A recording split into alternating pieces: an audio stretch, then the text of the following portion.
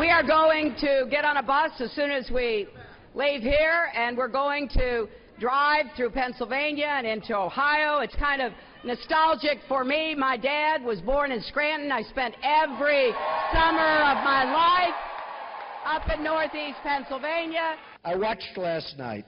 I watched Hillary Clinton. What a sad situation. She said something about the campaign. Donald Trump doesn't know how to campaign, something like that. I just beat 16 people, and I'm beating her.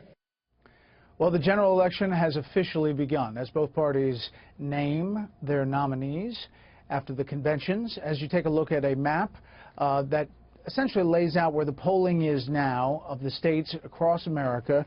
These are electoral votes. If the election were held today, you see Clinton with 236, Trump with 191, toss-up 111, and you can see how these different states play out. We're going to be looking into this more and more starting now and going all the way to November. Let's bring back our panel. Monica, as this starts to shape up, your thoughts after we've finished these two conventions? Well, over the last 2 weeks, Brett, we've got two very different views of where the country is. Mrs. Clinton came out and basically said, yeah, the nation has some issues, but it's not so bad. And we're well on our way to this progressive utopia. We just have to continue the course and continue President Obama's policies.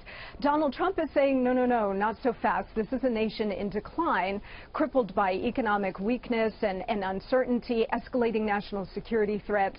And the dangers are quite real. He's also saying the decline is not irreversible, but time is short, and we need new, strong leadership in order to turn it around. Now, the polling backs up Donald Trump's view, because over 70% of the American people believe that the country is on the wrong track, and Donald Trump in this race is the change agent. Philip. Yeah, I mean, I think that one of the most interesting parts of the convention was that the Democrats took a lot of time and spent a lot of effort on making Republicans who are concerned about Donald Trump feel as though they had another choice. Now, it wasn't necessarily that they thought that Republicans were suddenly going to go out and vote for Hillary Clinton. I think that Hillary Clinton's vast unpopularity suggests that's not going to happen. But it does do something smart, which is gives them pause about having to pick Donald Trump. If they feel comfortable enough with Hillary Clinton, they may just stay home. I think that that was a very central theme to what the Democrats were trying to do.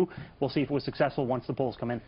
Charles, we looked at that map, and one of the places Hillary Clinton is going to campaign is Nebraska. And people say, why would she go to Nebraska? Well, it is a place that splits its electoral votes, and they are micro-targeting so much that they're going after every last electoral vote, believing that they can kind of shed some away, disaffected Republicans and moderates, from Donald Trump.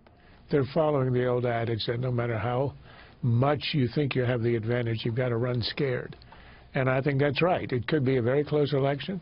It could hinge on one or two electoral votes. We know what happened in 2000.